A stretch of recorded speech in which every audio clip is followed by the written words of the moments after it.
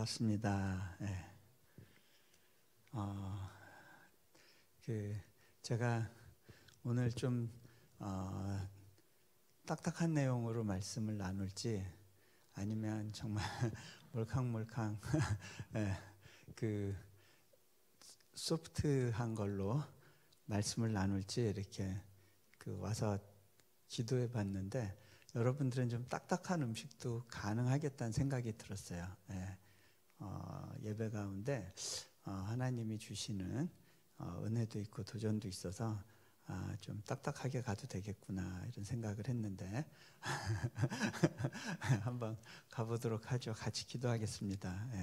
하나님, 오늘 이 시간에 또 주님께서 우리 가운데 나누고자 하시는 것들이 있다면 이 부족한 입술을 통해서라도 나눠주시길 원합니다.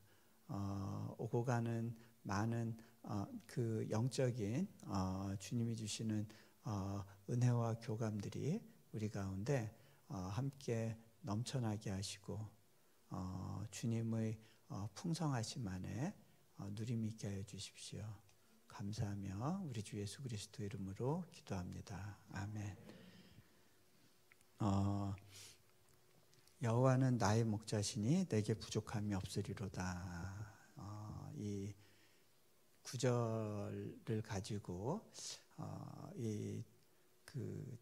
예수님을 따라 산다는 것, 그리고 그 예수님을 따라가는 삶 가운데 우리가 이제 어떤 내려놓고 포기해야 되는 것들이 생기거든요.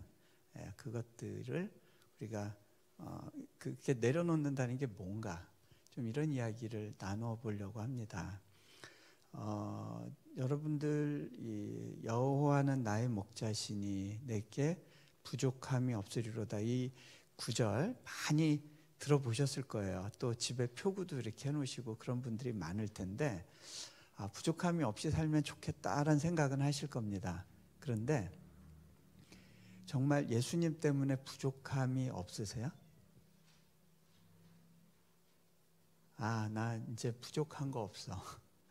예수님으로 충분해. 그 고백이 되세요? 그거는 표구일 뿐이지 그 마음에 새겨지지는 않으셨을 거예요. 그죠? 과연 부족함이 없을 수 있을까? 이 말씀이 진짜일까? 여러분 안에 아마 질문이 있을 겁니다. 항상 그렇죠. 이런 말씀을 대면할 때 우리가 정직하게 반응하기보다는 그래, 그럴 수도 있다 치고 항상 치고 하고 넘어가는 경우가 있을 거예요. 이게 근데 그냥 이렇게 무심히 넘길 수 있는 내용이 아니에요. 일단 여호와가 나의 목자라고 하는 건 어떤 의미일까?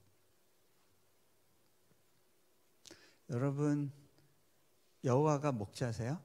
자, 어떤 분들은 이렇게 표현해요. 하나님은 내 삶의 내비게이션이다. 그렇죠? 여러분이 길을 잘못 들면 리칼큘레이션. 요즘은 뭐 구글 맵은 아예 리칼큘레이팅 뭐 이런 표현도 안 쓰고 알아서 사사사삭 이렇게 길을 다시 가르쳐 주죠. 그리고 몇 분 딜레이 되는지 이렇게 다 화면에 표기를 해줍니다. 자, 근데요, 하나님이 과연 내비게이션일까? 자, 이 목자와 내비게이션 중요한 차이가 있어요. 뭐냐면 여러분이 내비게이션을 이용하면 길 안내를 받지만 제일 중요한 건 목적지를 누가 기입하죠? 내가 원하는 목적지에 이 내비게이션이 칼큘레이션을 해주면서 제안을 할 뿐이에요. 그렇죠? 선택은 내가 하는 거예요. 가장 중요한 거, 목적지는 내가 결정하는 거죠. 그런데요, 많은 경우 이런 내비게이션으로서의 하나님만 경험하고 사신 분들이 많은 것 같아요. 목자로 인도함을 받는다는 건 어떤 의미냐면요, 양은 자기가 스스로 목적지를 정하지 않아요. 목자가 가는 길을 옆에서 계속 따라가요. 그런데 그 목자가 끌고 가는 길 가운데 있다 보면 때로는 험한 사망의 골짜기로 여겨지는 곳도 넘어요. 왜 그 골짜기를 넘어야 되는지 모르고 좀 가르쳐 주세요, 나를 설득해 주세요 하지 않아요. 그냥 가는 거예요. 또 어떤 때는 푸른 초장으로 인도해 주세요. 그런데 푸른 초장에 계속 머물러 있을 수만은 없어요. 왜냐하면요, 그 시냇물가는 동물들이 출현하는 곳이에요. 나쁜 동물들, 힘센 동물들, 뭔가를 잡아먹는 동물들도 오는 곳이에요. 그래서 만약 거기에만 머무를 수는 없어요. 자, 목자를 따라가는 삶은요, 내가 좋아하는 것을 선택하고 고르면서 사는 삶이 아니에요. 세상에서는 네가 주인이 돼서 너 스스로 네가 원하는 것을 결정하면서 살아라 라고 이야기해요. 이 세속주의는 끊임없이 네가 주체가 돼야 된다라고 이야기해요. 그 극단이 주체 사상인 것 같아요. 네가 주체가 되어라.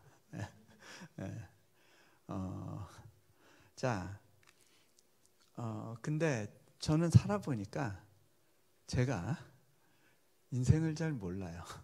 제가 주인 되는 삶을 산다, 얼마나 불편하고 부담스럽고 버거운 삶일까. 저는 여러 나라를 바꾸면서 살아봤어요. 만약 저를 믿고 살았으면 이 험한 세월, 이 그 수많은 어려운 가운데 막 헤매고 끝났을 것 같아요. 자, 내게 부족함이 없으리로다. 제가 한 가지 예를 들어 드릴게요.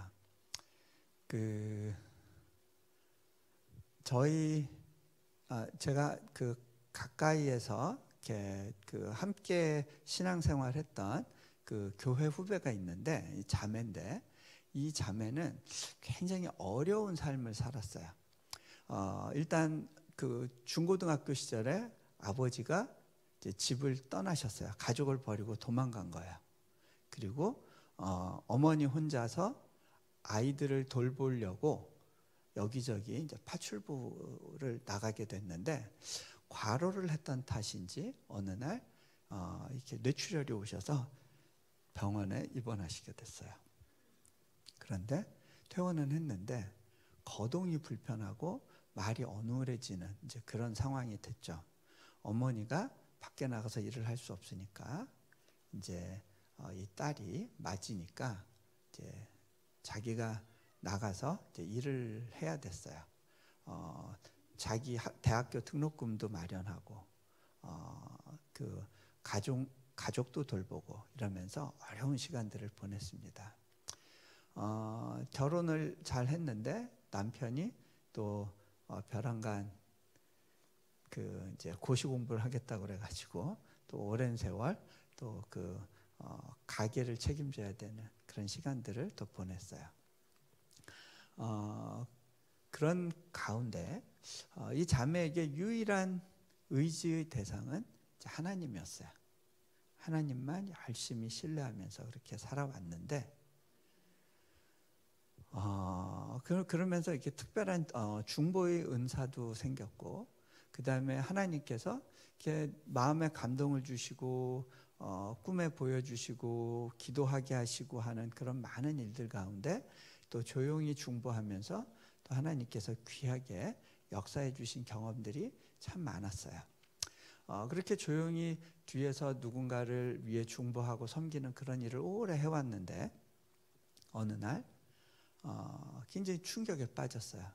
헤어날 수 없는 충격 때문에 이제 저희 가정에게까지 이제 전화로 이제 도움을 요청하는 일이 생겼어요. 그건 뭐냐면 여동생이 있었는데 여동생하고 좀 이렇게 다투는 일들이 있었대요. 근데 이 여동생은 교회를 다니는 사람은 아니고, 그래서 한동안 이제 연락이 없었는데 어느 날 보니까 자기가 하던 사업이 이제 실패하면서 굉장한 이제 우울증에 빠져서 이 자매가 스스로 목숨을 끊었다는 거예요. 그 소식을 듣고 이 자매 저희 그 후배 자매는 세상이 무너지는 것 같았어요. 왜 그랬냐면 첫 번째는 좀 하나님에 대한 서운함과 배신감이 확 몰려왔어요. 하나님, 그렇게 내가 모르는 많은 사람들을 위해서는 중보하게 하시고 기도하게 하시면서 정작 내 동생이 이런 어려움에 빠져 있을 때 힌트 한 번을 주시지 않고 도울 기회도 없이 그냥 이렇게 세상을 떠나가게 하면 어떡합니까? 그 동생의 죽음에 대한 책임감과 죄책감이 자신을 눌러서 밤에 잠을 잘 수가 없었어요. 그렇게 괴롭고 목 놓아 울고 아무것도 할 수 없는 그런 가운데 깊은 이제 우울함과 충격 속에서 저에게 전화를 한 거예요. 근데 제가 그 이야기를 쭉 듣다가 이런 질문을 했어요. 참 너 많이 힘들고 어려운 시간들을 보낸 거 내가 알아. 근데 너한테 하나 질문해보자. 너 예수님으로 충분하다고 지금 얘기할 수 있니? 대답을 못했어요. 제가 이야기했어요. 그래, 너 참 수학과외 많이 했었는데 예수님이 필요한 분이었다는 거는 인정하니? 그럼요. 예수님이 내 인생에서 필요했어요. 그런데 너 예수님으로 충분해 본 적 있니? 아니요. 자, 예수님이 필요 조건이긴 했지만 충분 조건이었던 적은 없었어요. 제가 그런 이야기를 했습니다. 예, 네 앞에 백마탄 왕자가 나타났어.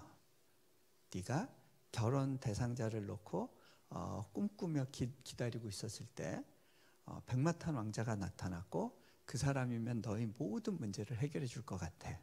그래서 그 사람이 청혼을 했을 때 네가 결혼하고 싶은 마음 가운데 반응하고 싶었어. 자, 그런데 네가 그것만으로는 온전한 관계 속으로 들어갈 수 없어. 이 여인은 그 남자가 필요했을 뿐이야. 그 남자로 충분하지 않았어. 그 남자를 원했던 이유는 그걸 통해서 네가 팔자를 고칠 수 있었고 네가 갖고 있는 문제를 해결할 수 있기 때문이었을 거야. 그런데 그것은 온전한 관계로 들어가는 건 아니야. 왜요? 여전히 내가 주체인 거예요. 내가 중심인 거예요. 그러면 결코 행복하지 않아요. 여러분, 좋은 사람을 만나서 행복한 게 아니에요. 그렇죠? 정말 이 사람이면 괜찮을 것 같고 모든 사람이 부러워할 만한 결혼을 했는데 결혼하고 너무너무 속상하고 분한 일들 가운데 내가 어쩌다 이런 결혼을 했을까라고 후회하는 시기를 갖게 된다니까요. 그게 누구의 문제예요? 자, 이 자매가 나중에 저한테 이런 글을 썼어요. 선생님이 내게 하나님으로 충분하냐고 물어봤을 때 실은 제가 답할 수 없었어요. 저는 만약에 질문을 바꿔서 너 하나님이 필요하니? 그랬으면 네라고 했을 거고 너 하나님을 사랑하니? 라고 했어도 네라고 얘기했을 것 같아요. 그런데 하나님으로 충분하냐는 질문에는 답을 할 수 없었어요. 그 이유가 알고 보면 좋은 사람 만나서 팔자 고치고 싶었을 뿐인 그런 여인의 모습이 바로 나였기 때문일 겁니다. 제가 나중에 자매한테 또 한 번 글을 보냈었어요. 얘 지금 너무 아프고 힘들 거야. 내가 지금 그거를 다 받고 위로해 주지 못해서 너무 미안하다. 그런데 한 가지 너한테 얘기할 수 있는 게 있어. 네가 이 아픔의 시간을 다 겪고 나면 그 끝에서 새로운 사명을 발견하게 될 거야. 근데요, 이 자매가 새로운 사명을 갖게 됐어요. 그건 뭐냐면 교회 안에도요 자살하는 분들이 있어요. 그런데 그렇게 누군가가 한번 자살을 하잖아요. 그 가족이 완전히 초토화가 돼요. 교회에 그 사실을 이야기하지 않아요. 평생 짐으로 갖고 살아요. 때로는 교회를 떠나요. 가족 전체가 케어를 받지 못한 가운데 평생 아픔과 상처를 갖고 살면 정상적인 하나님과의 관계를 맺을 수 있겠어요? 여러분 결혼 생활하면서 남편에 대한 배신감을 가지고 살아간다면 그게 정상적인 관계가 될 수는 없죠. 그렇죠? 네. 그런데 이 자매가 그런 분들에게 다가갈 수 있는 일을 하게 된 거예요. 제가 저에게 이렇게 누가 이메일을 보내주는 경우에 가능하면 몇 줄이라도 이제 답을 쓰려고 애를 써본 시기가 있었어요. 한 자매가 저한테 글을 썼는데 이 자매 좀 위험하다 싶었어요. 그래서 계속 이제 리스폰스 해주고 또 말씀으로 위로해주고 하는 시간들을 갖다가 급기야는 자기에게 있어서 유일한 안정감의 근원이었던 할머니가 돌아가시면서 굉장히 자살 충동을 느꼈을 때 제게 딱 생각났던 것은 바로 그 자매와의 연결이었어요. 그 덕에 한 영혼이 소생됐죠.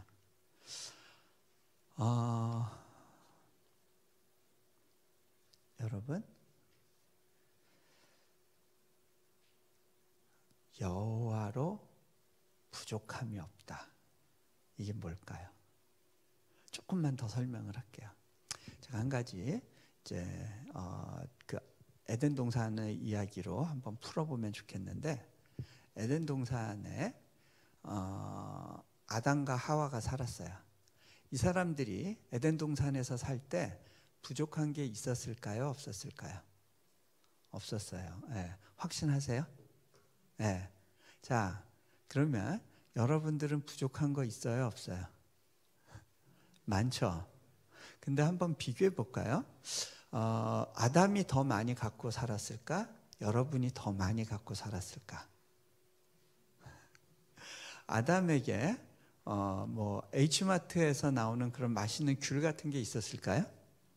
맛있는 과자 같은 거 있었을까요? 아담은 먹을 게 과일뿐이었을 텐데 여러분, 야생에서 딴 과일은 그렇게 맛은 없어요. 제가 정글에 있는 과일들 보면 이건 진짜 새들을 위한 거지 사람을 위한 게 아니라고 느껴질 때가 있어요. 왜 그러냐면 우리 입맛은 계속해서 오랜 시기를 두고 가공해서 만든 과일을 먹는 거예요. 그 뉴질랜드에서 키위를 만든 분의 이야기를 제가 아는데, 이 뉴질랜드의 키위는 돼지들이 먹던 음식이었어요. 사람은 먹을 수 없었어요. 너무 떫고 셔서. 근데 그거를 오랜 기간 농업학자들이 개량을 해서 사람이 먹을 수 있는 당도까지 그걸 끌어올린 거거든요. 보통 대부분의 과일이 상업화가 되려면 그런 과정을 거쳐요. 그래서 여러분, 아담은 그런 과일 못 먹었을 거예요. 가진 게 과일밖에 없는데, 그죠? 자, 그 다음에 한번 생각해 보세요. 뭐 옷이 있었어요? 뭐 아이폰이 있었어요? 차가 있었어요? 뭐 집이 있었어요? 가진 게 여러분이 많아요? 아담이 많아요? 분명히 여러분이 많아요. 근데 여러분은 생각해요. 아담은 부족한 게 없었을 거야. 근데 나는 부족한 게 많아. 이유가 뭘까요? 여러분 이거 중요한 거예요. 이유는 단 하나예요. 아담은 하나님이 나의 필요를 채우실 거라는 거가 믿어졌어요. 여러분이 부족한 이유는 뭐냐면 하나님이 내 필요를 채우실 거라는 것이 믿어지지 않아요. 그 차이예요.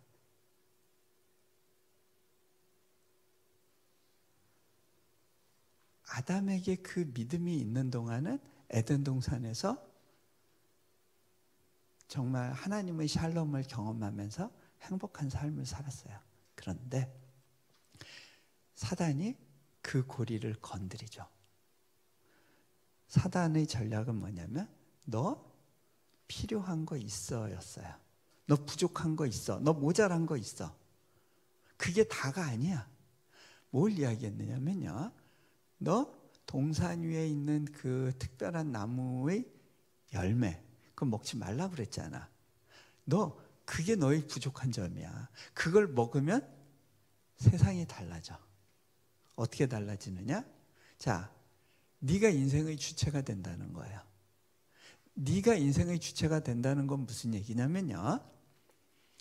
네가 원하는 것은 네가 쟁취하는 거야. 그게 선악과 정신이에요. 선과 악을 나누는 주체가 누구예요? 나예요. 그러니까 내가 좋은 거를 택하면 되고 나쁜 거는 버리면 되는 거예요. 그 기준점이 나라는 거예요. 내가 내 스스로 나의 기준점을 갖겠다는 생각이에요. 자, 그렇게 되면서 하나님과의 관계로부터 분리가 일어나요.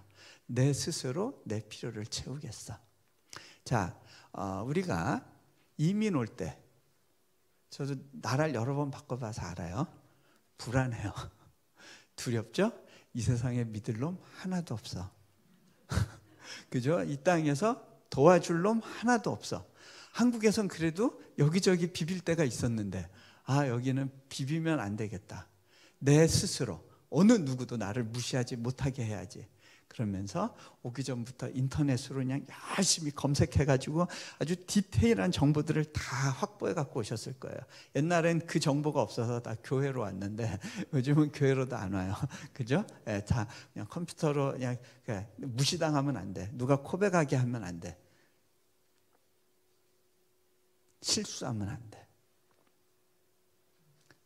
오면서 결심하죠.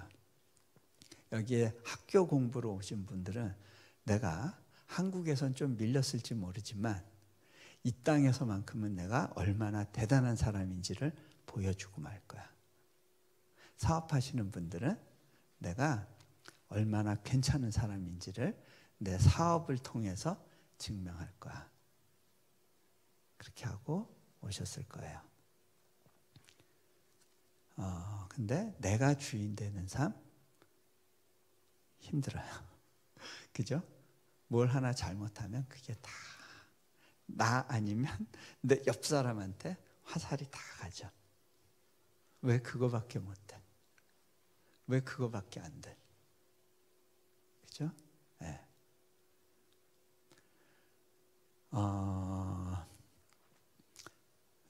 선악과는 그런 거예요. 네.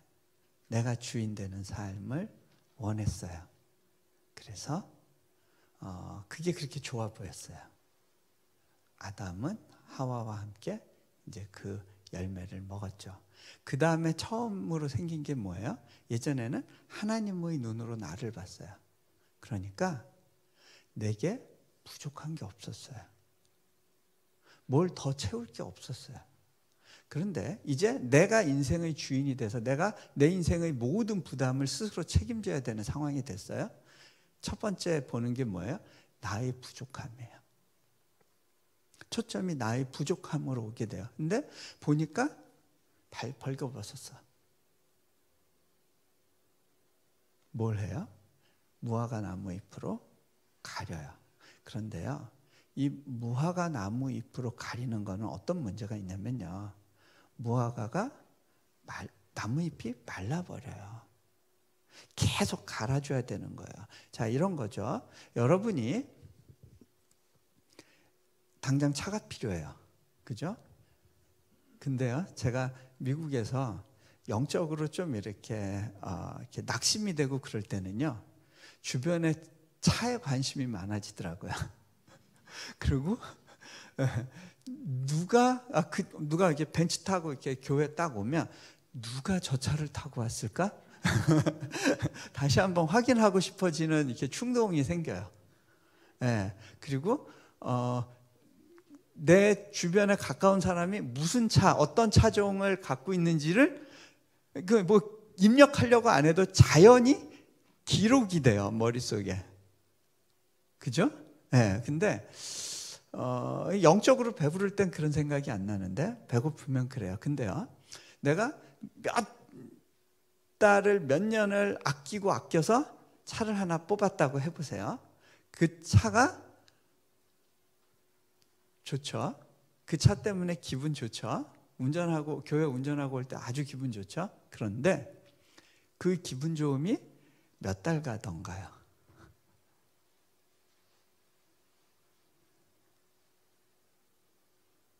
다 한계 효용이 있어요. 다음에 이제 그렇게 한 5년, 6년 타면 이 차 언제 바꾸나를 생각하게 돼요. 그죠? 다음에 뭘로 바꾸나. 예. 그 차로는 이제 더 이상 만족이 안 되는 거예요. 더 강한 뭔가가 필요해요. 집도 마찬가지죠. 그죠? 처음에 그 집, 막 끌어안고 살고 싶은 그 집 들어갔어요. 그런데 그 집 때문에 10년째 감사하진 않아요. 그죠? 네.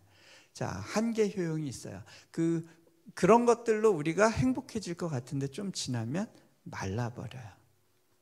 우리는 더 다른 걸 찾아요. 어떤 분들은 학위를 갖고 찾아요.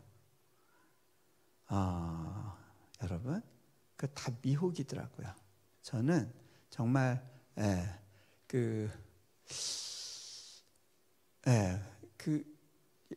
그런 생각을 한때 했었어요. 내가 좋은 대학에서 박사학위를 받으면 남들 앞에 항상 당당하고 떳떳하고 자신이 있을 거야. 그런데 그렇지 않더라고요. 여러분, 그것은 내가 하나님과의 관계에서 얼마나 하나님이 보는 나의 시각을 내가 스스로 받아들일 수 있는가의 문제지, 나의 퍼포먼스를 가지고 나를 증명하려고 그러면 나는 정말 비참한 인생을 살게 돼요. 뭔가에 묶인 노예의 삶을 살게 돼요.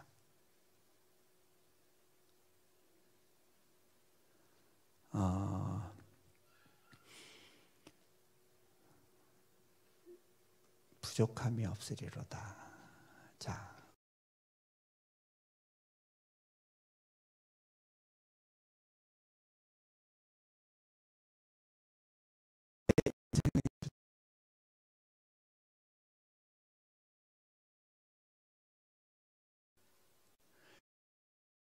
된 삶이 아니라 내 주권을 하나님께 넘겨드리는 삶. 저는 그것을 내려놓음이라고 이제 표현했어요. 처음에 그 책이 나왔을 때 책 제목을 제가 붙인 것이 아니었어요. 그래서 저도 내려놓음이 실은 무슨 뜻인지 정확하게 사람들한테 그 당시에 설명해 줄 수가 없었어요. 저는 그냥 막연하게 천국 유목민 이런 생각으로 책 제목을 갖고 있다가 이제 출판사에서 출판을 앞두고 이제 제목을 가지고 이제 회의를 여러 차례 했는데, 그때 제목을 내려놓음이 어떻겠냐, 책에 내려놓는다는 표현이 여러 번 나오니까 이 좀 강렬하게 이 제목으로 가봅시다. 그러면서 뭐라 그러냐면 어떤 면에서는 되게 부담스러워서 사람들이 안 사볼 수도 있는 굉장히 불편한 제목이긴 한데 우리 이 제목 같이 그냥 내려놓읍시다. 그래가지고 그냥 저는 무슨 생각을 했냐면 뭐 제목을 뭐라고 쓴들 책이 더 팔리고 하지는 않을 거야. 어차피 이 책은 안 팔릴 책이야 라고 하는 확신이 제게 있었어요.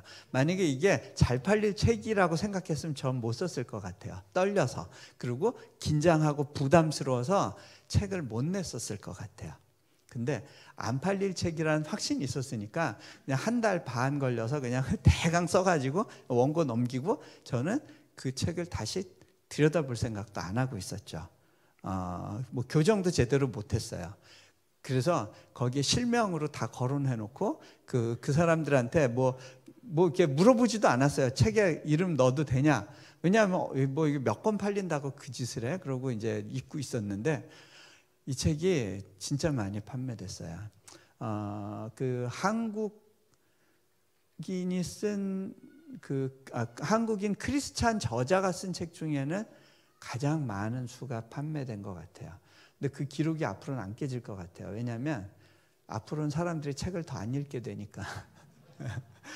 그래서 그거는 이제 아마 그때가 정점이었을 것 같다는 생각을 해요. 근데 저는 개인적으로는요, 그게 굉장한 충격이었어요. 굉장히 불편하고 힘든 일이었어요. 왜 그러냐면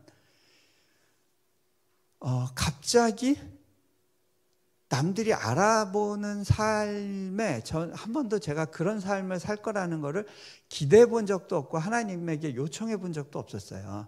근데 이제는 이제 뭐 무슨 다시 몽골에 출국하려고 아내랑 같이 공항에 갔는데 이제 뭐 짐 싸는 것 때문에 서로 티격태격하고 이렇게 좀 기분이 나빴는데 누군가가 와서 윤규성 선생님 안녕하세요 하고 인사를 하면 갑자기 급친절 모드로 이렇게 바뀌는 저를 보면서 이거는 뭐가 이상하다. 그러니까 제가 두 개의 다른 삶을 사는 것 같은 느낌이 주는 불편함 때문에 굉장히 힘들었어요.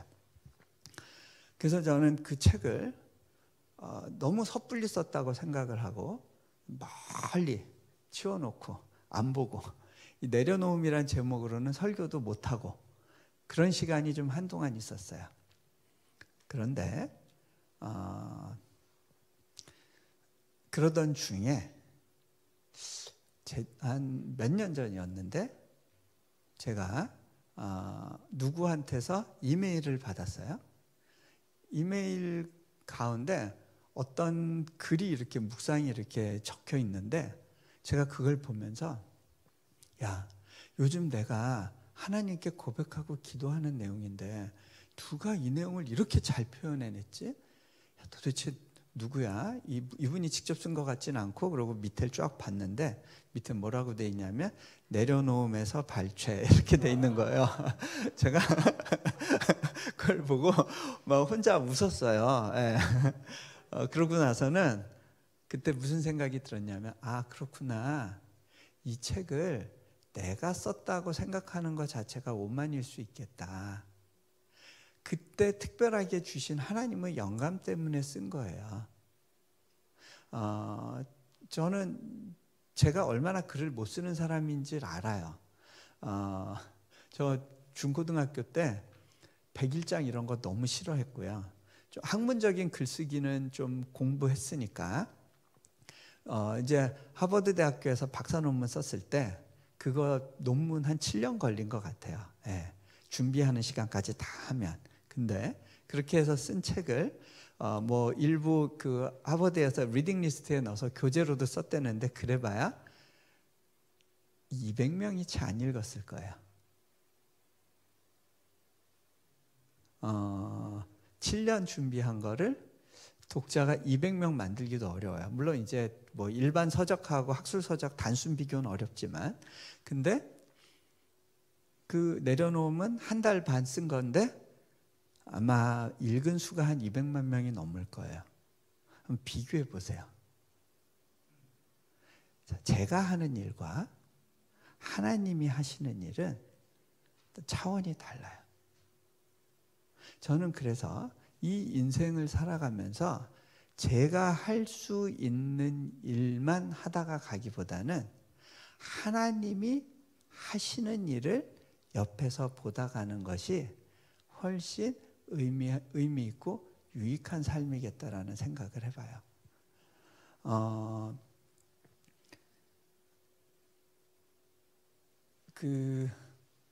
내려놓음에 대해서 그래서 그때부터 제가 이게 내가 썼다고 생각하지 말고 하나님이 내게 주신 메시지라고 생각하고 다시 보자라고 하면서 이제 그 책을 이제 영어로 이렇게 번역하는 과정에서 제가 이제 적극적으로 그 에디팅도 하고 그렇게 할 수 있었던 것 같아요.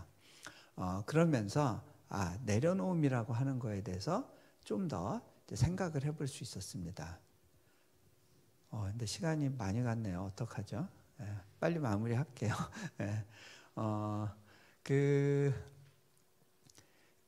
제가 그 과정에서 복음적인 내려놓음이 우리가 흔히 알고 있는 불교인들이 생각하는 내려놓음하고 굉장히 다르구나라는 걸 발견했어요. 이 내려놓음 책이 그렇게까지 많은 사람들에게 읽혔던 이유는 불교도 분들이 많이 사줘봐서 그런 거예요.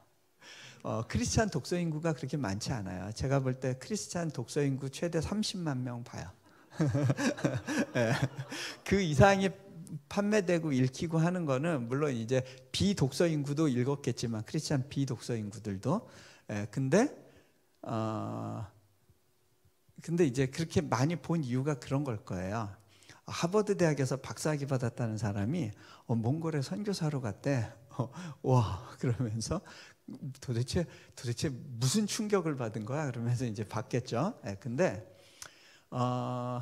그러다 보니까 많은 사람들이 내려놓음을 뭘로 인식을 했냐면 뭔가 거창하게 뭔가를 이룩해 놓은 다음에 그걸 과감하게 팍 던지는 그런 거 멋있잖아? 그러면서 그런 걸 내려놓음이라고 인식했던 것 같아요. 근데요, 제가 서두에 이야기했잖아요. 내려놓음은 뭐라고? 내 삶의 주도권을 하나님께 맡기는 거예요. 어떤 분들은 저한테 그랬어요. 선교사님이야 뭐 내려놓을 게 있었으니까 내려놨을지 모르겠지만 저는 제 인생에 내려놓을 게 없어요. 내려놓을 게. 왜 그런 생각을 하는 거예요? 제가 아까 얘기한 것처럼 뭔가 거창한 걸 이룩해야 그걸 딱 포기하는 그게 내려놓음이라고 생각을 한 거죠. 근데 그게 아니에요. 내 삶의 주도권을 맡기는 거예요. 근데 그 주도권 안 쥐고 있는 사람이 있어요? 이거는 얼마나 삶의 어떤 규모가 거창하냐 적으냐 이 차원의 문제가 아닌 거예요. 그죠? 네. 내 자존심, 내 자존감 다 갖고 있잖아요. 그렇죠? 내가 뭔가를 주도하고 싶은 마음 다 있잖아요.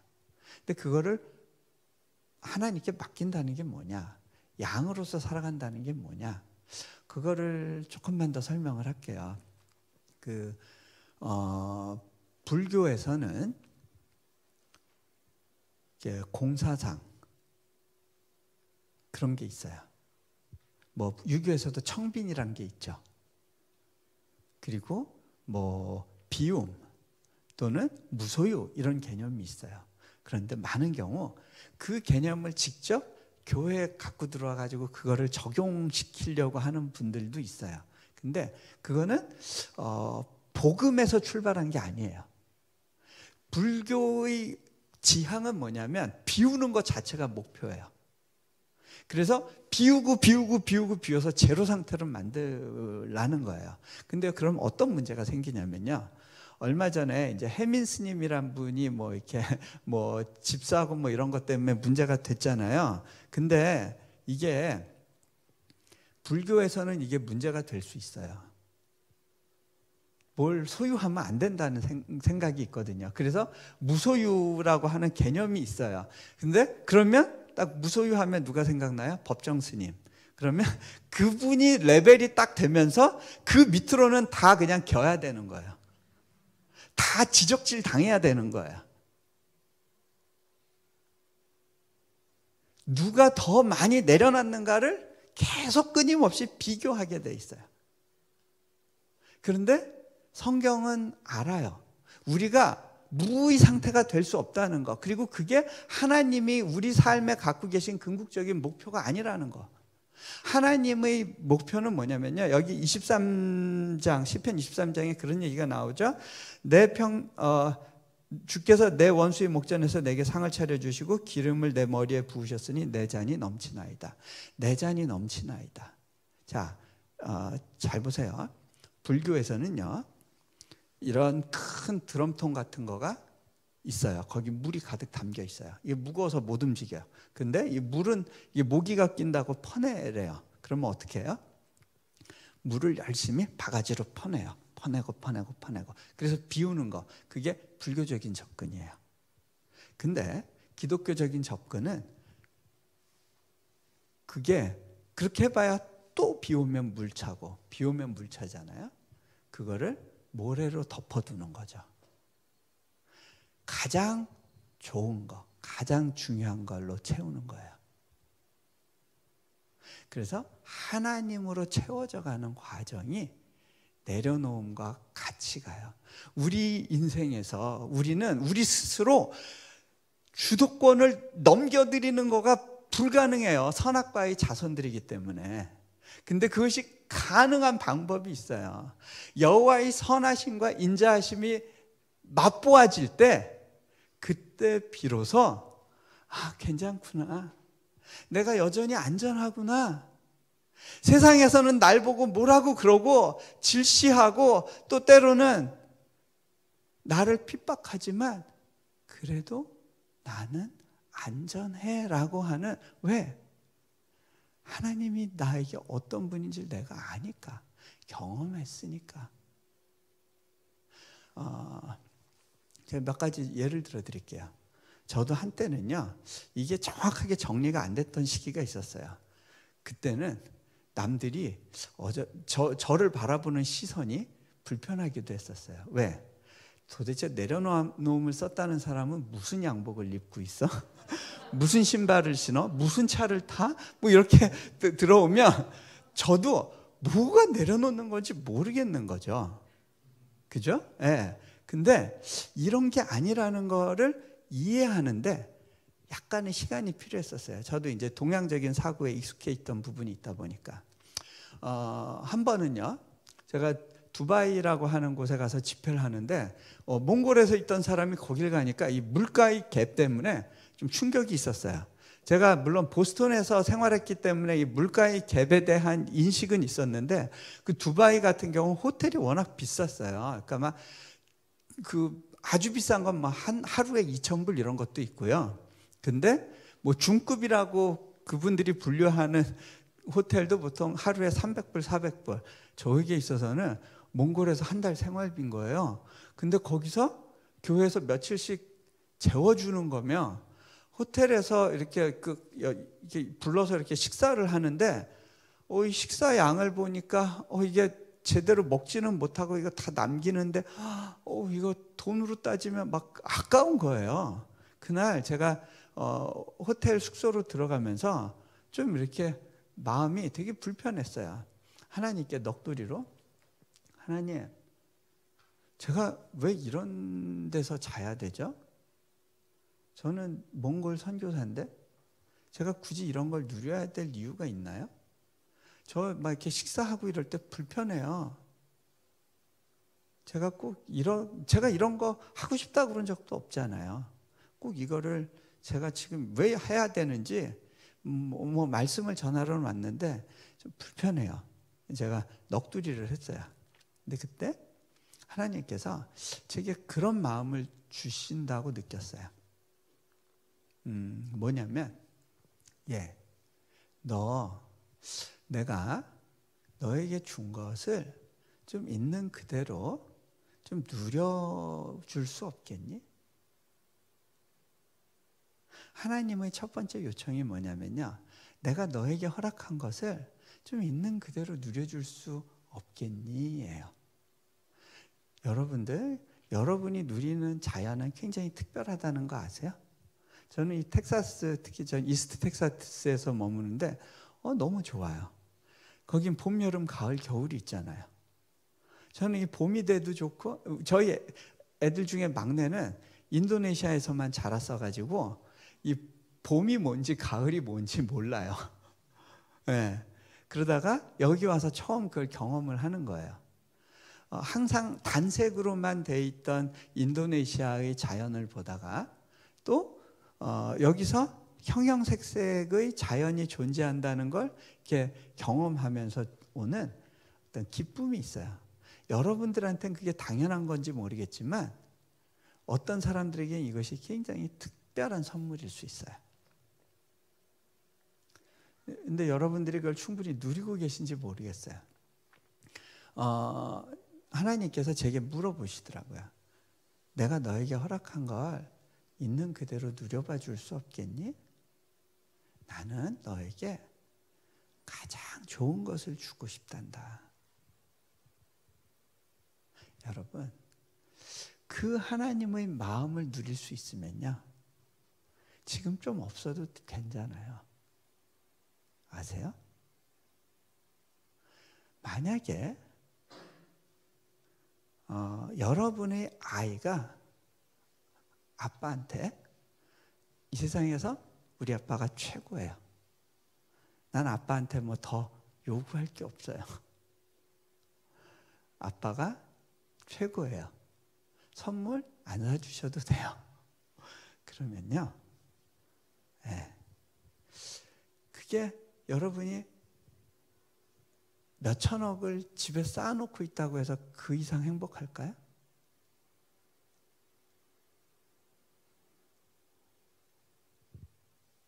여러분, 우리는 뭐가 없어서 불행한 것이 아니었어요. 세상은 그렇게 얘기해요. 근데 우리가 하나님과 온전한 관계를 누리고 있지 못하고 그분으로부터 오는 선한 공급을 누리지 못하기 때문에 내 마음이 불안하고 두렵고 위축되고 헐벗었기 때문에 그래서 불행하다고 느끼는 거고, 그걸 만회하기 위해서 누군가는 쾌락을 추구하고 누군가는 게임을 추구하고 누군가는 연애를 추구하고 어떤 사람은 돈 버는 것에 몰두하는 거죠.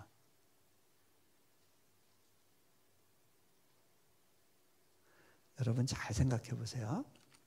여러분이 죽어라 일하게 되는 이유는 뭐냐면, 이러다 내가 이민생활에서 아무것도 아닌 존재로 낙인 찍힐까 봐 두려워서예요. 그죠? 더 이상 먹고 살기 위해서가 아닐 수 있어요. 잘 생각해 보세요. 코로나 이 시기에 어렵다 그럴 때 이게 정말 먹고 살 게 없어서 죽을까 봐가 아니라 실패한 사람으로 찍힐까 봐요.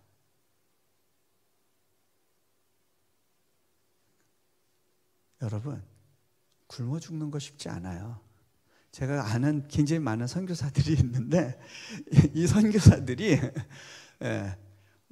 그 중에 굉장히 많은 수가 자비량이에요. 하나님이 주신 것만 갖고 살겠다.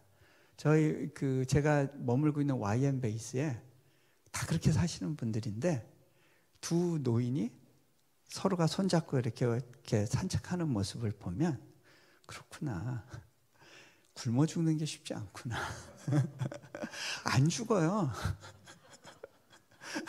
여러분, 굶어 죽는 게 문제가 아니고요. 여러분이 뭐 때문에 두려우냐면 이런 거예요. 한번 아침부터 밤까지 막 죽어라 뛰고 막 힘들어 피곤해 그럴 때 아내가 뭐라고 이제 막 바가지 긁으면 막 화를 내죠. 한마디 하죠. 내가 달래 이렇게 고생하고 힘든지 알아? 당신이랑 애새끼들 굶기지 않으려고 먹여 살리려고 내가 지금 이렇게까지 고생하는 건데. 근데 잘 생각해 보세요. 정말 그렇게 이타적인 동기에서 죽을 힘을 다해 최선을 다하는 건가요?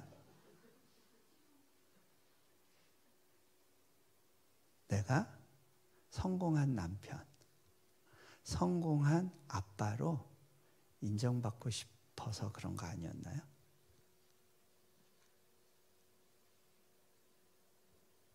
그렇죠? 문제는 그 인정에 대한 헝거가 있었던 거예요. 특히 이민사회로 들어가면 이게 더 심해요. 근데 하나님께서 네가 날 위해서 뭘 더 잘해주려고 노력하지 않아도 돼. 너의 그 모습 그대로 나는 충분하단다 라고 하는 음성이 들리고 믿어지면 그제서 비로소 내 삶의 어떤 부분들이 바뀌기 시작해요.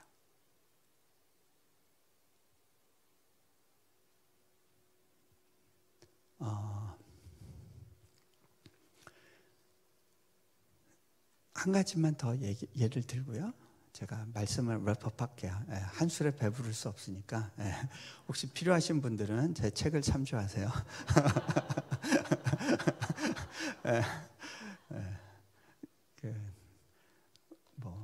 진짜 뭐 한 번에 다 안 되죠. 자, 근데 제가 요 이야기 하나 나눌게요. 제가 인도네시아에 있었을 때 아내랑 한 번은 이렇게 넋두리를 한 적이 있었어요. 아내가 먼저 여보, 나는 인도네시아에 와서 부족한 것이 없다고 생각하고 이 환경에 대해서 참 감사한데 한 가지 가끔 아쉬운 게 있어요. 뭐냐고 그래서 좀 시원한 바람을 맞아보고 싶어요. 자, 인도네시아에는 두 개의 날씨만 존재해요. 더운 날씨와 더 더운 날씨. 그 문제는 덥냐 더 덥냐의 문제예요. 근데 아내가 이렇게 온대지방의 숲을 거닐면서 이렇게 찬 공기, 찬바람을 한번 좀 맞으면서 오싹하는 추위 속에서 한번 걸어봤으면 좋겠다는 거예요. 저는 거기다가 여보, 근데 나는 거기에 하나가 더 필요한데 그 옆에 강이든 개울이든 물이 있으면 참 더 좋고 행복할 것 같아요. 그랬는데 그러고 나서 잊어버리고 있었어요. 작년 4월에 멜번에서 이제 초청이 있었어요. 그래서 말씀을 전하러 갔는데 그 멜번의 그 교회가 이제 수련회 장소를 그 해에 다른 곳으로 정했대요. 그래서 이제 거기서 수련회를 하자고, 주로 유학생들과 청소년이 많았던 교회인데 거기로 이제 옮겨가서 거기서 이제 말씀 전하기 전에 제가 산책을 한다고 이렇게 그 산 중턱에서 내려와서 좀 걷는데 거기에 강이 흐르고 있었어요.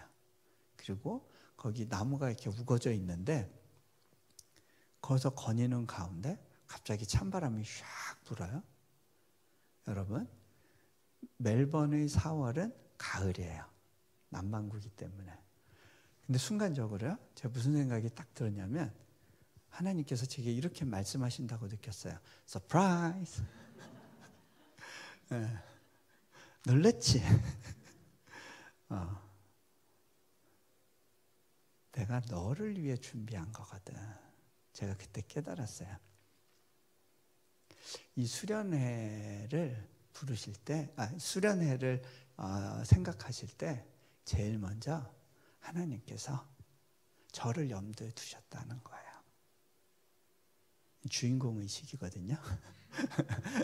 근데 항상 주인공 의식을 갖는 거는 건강한 것 같아요. 손해 보지 않아요. 그러니까 오늘 선교사님을 이곳에 부르신 이유는 바로 저 때문이었어요. 이러면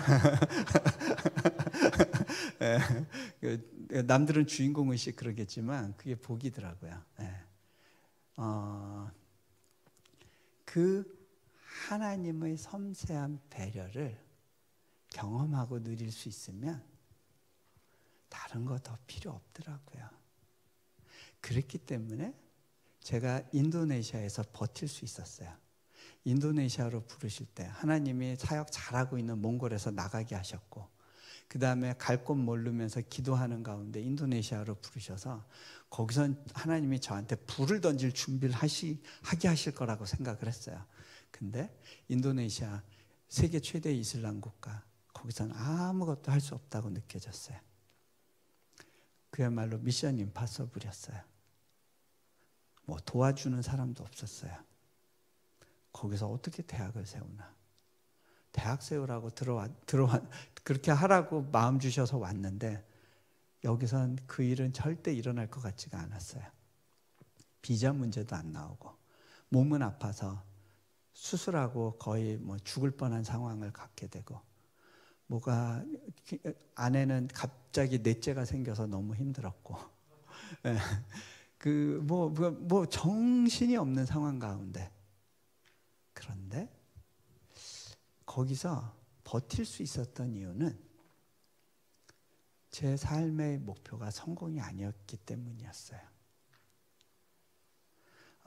대학이 처음 세워져서 3년 전에 세워져서 그때 제가 입학식 때 이런 간증을 했어요. 누가 봐도 이 사역은 다 안 된다고 봤습니다. 제가 봐도 안 될 것 같았고요. 그런데 제가 여기에서 버틸 수 있었던 이유는 그저 하나님과 함께 이 자리에 머무른다는 생각밖에 없었습니다. 나머지는 하나님이 하신 겁니다.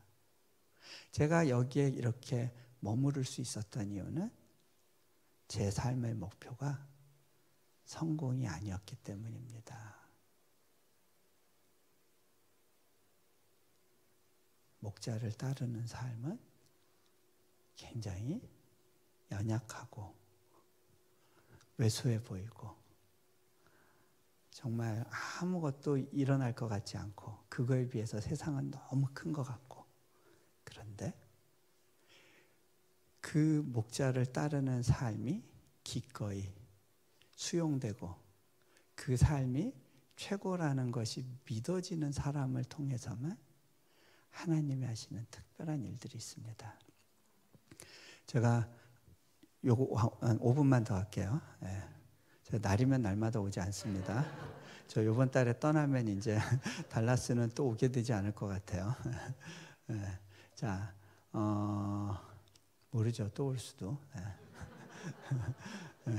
목자가 끌고 가시면. 예. 근데 제가 부활이라는 영화를 재작년에 제작하는 데 참여했었고 지금 올해 개봉돼서 지금 상영되고 있어요. 한국 교계에 잔잔한 파문을 지금 일으키고 있는데 이 부활을 경험한 사람들, 그러니까 예수님의 부활이 믿어지는 사람들을 통해서 하나님이 어떻게 일하셨는가에 대한 이야기를 다루고 있어요. 그래서 제가 이제 그 촬영을 위해서 로마의 카타콤 안에도 들어가고 이제 몇 곳을 다니게 됐어요. 로마라고 하는 도시, 정말 화려한 도시죠. 그런데 그 로마 성 밖에 그 지하 속으로 거대한 묘지가 형성되어 있죠. 그 안에서 크리스찬들이 숨어서 예배드리고 박해를 피해서 숨어 있었던, 제가 그곳을 다니면서 많은 그림들을 봤는데 여러분 시신이 바로 옆에 있는 거예요. 여러분 나도 모르는 시신이 이렇게 막 옆에 놓여 있는데 그 안에서 해피한 생각이 드나요? 근데 이분들이 그렸던 그림은 다 소망을 그렸어요. 천국에 대해서 그렸고 노아의 홍수를 그리면서 그 비둘기가 따온 잎사귀를 그렸고 제가 그 안에서 이분들은 어떻게 해서 여기까지 오게 됐을까 깨달아지는 건요, 이분들이 특별한 결단력이 있었기 때문도 아니고요, 이 사람들이 큰 영웅적인 어떤 능력이 있었던 사람도 아니고요, 뭐 대단한 어떤 실행력을 가졌던 분들이 아니에요. 그런 분들은 그 자리에 있을 수 없었어요. 그 자리에 머물러서 하나님을 예배할 수 있었던 사람들은 단순해요. 하나님이 믿어진 거예요. 하나님이 약속하신 것이 믿어진 거예요. 부활이 믿어지고 최후 승리가 믿어진 거예요. 로마에 전염병이 여러 차례 돌았었어요. 한 3차례 메이저급으로 있었는데 그때는 로마 시민의 4분의 1이 죽었을 정도였어요. 넷에 한 명이 죽은 거죠. 근데 그 전염병이 돌 때, 세 번째 전염병 때는 이미 사람들한테 지식이 있었어요. 이게 감염이 되는 건 접촉을 통해서 되는 거다. 그래서 그 당시에 그 전염병이 돌 때 제일 먼저 도망갔던 사람들은 의사들이었어요. 그 다음에는 부유한 대저택에 사는 귀족들이 시골로 도망갔어요. 도망갈 때 자기 집에 병자가 있으면 그가 누구든지 다 길거리에 내다 버리고 그리고 떠났어요. 여러분, 세속적인 세계관을 갖고 있는 사람들한테는 이거는 지극히 당연한 결론입니다. 그렇죠? 누군가가 확진됐다 그러면 피해야 되고 도망가야 되고 격리해야 되고 세상하고 단절해야 되고. 왜? 내가 안전해야 되니까. 그런데 그 당시에 크리스찬들은 다르게 행동했어요. 그들 중에 귀족도 있었어요. 그런데 그들은 떠나가지 않고 로마시에 머물러 있으면서 길거리에 내다버려진 병자들을 돌보기 시작했어요. 그렇게 돌보다 보면 감염돼서 죽는 경우들도 생겼어요. 그런데요, 그 결과 로마 시민 전체의 생존율은 올라갔어요. 왜? 이 사람들이 케어만 잘 받아도 몸이 회복돼서 몸이 면역력을 가지고 이길 수가 있게 되는데 그 돌봄이 필요한 사람들에게 크리스천들이 다가가서 해줄 수 있었던 거예요. 이 사람들이 그렇게 할 수 있었던 이유는 뭘까요? 이 사람들은요, 이 세상이 끝이 아니라는 걸 알았어요. 그게 믿어졌어요. 이 세상이 끝이 아니기 때문에 이 땅에서 굳이 그냥 살려고 발버둥 치지 않아도 된다는 거를 그게 믿어지는 거예요. 그러니까 어떻게 돼요? 차라리 내가 저 세상에서 정말 의미 있는 삶을 살기 위해서는 이 땅에서부터 내가 가진 능력과 기회를 활용해서 사랑해야 된다는 것이 믿어진 거예요. 사랑이 많은 사람들이 그런 일을 한 것이 아니라 하나님의 말씀이 자연스럽게 믿어진 사람들을 통해서 로마가 살아난 거예요. 그리고 그 로마 시민들이 기독교인들을 좋아하기 시작한 거죠. 문제는 그게 믿어지느냐의 문제예요. 내가 내 삶의 주도권을 맡기는 것이 믿어지는가? 내 스스로 내 필요를 채워야 된다라고 하는 생각을 버리고 하나님이 내 삶을 책임지시고 내 필요를 채우신다는 사실이 믿어지는가의 문제예요. 그렇기 때문에 양이 목자를 따를 수가 있는 거고요. 그런 양처럼 목자를 따를 수 있을 때에만 비로소 내 삶에 더 이상 나를 위해서 내 필요를 채우기 위해서 뭔가를 쌓아두지 않아도 된다는 사실이 자연스럽게 믿어지는 거예요. 가장 불쌍한 사람이 교회 안에 머물러 있지만 이 진리를 한 번도 삶 가운데서 고백적으로 경험해보지 못한 사람인 것 같아요. 그분은 실은 한 번도 영생을 믿어본 적이 없는 걸 거예요. 그건 그때 가서 생각하고. 그렇죠? 그런데요, 영생이 지금 믿어지지 않는다면 우리 삶에는 절대 변화가 일어나지 않아요. 하나님이 나를 위해서 예비한 것이 무엇인지가 믿어지지 않으면 아브라함의 순종은 일어나지 않아요. 자, 우리 기도합니다.